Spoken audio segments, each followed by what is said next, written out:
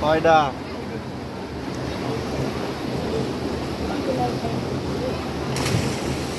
ওই গুনি গুনি ছোটনে মাছ কি হবে বেচবে না হ্যাঁ গুনা থোয়াকে বুঝা খুঁজছি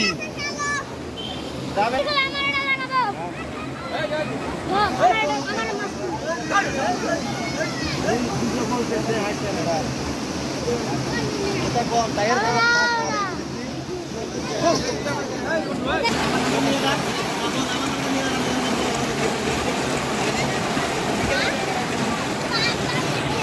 আপনি মারতেছেন বললে ওঠেন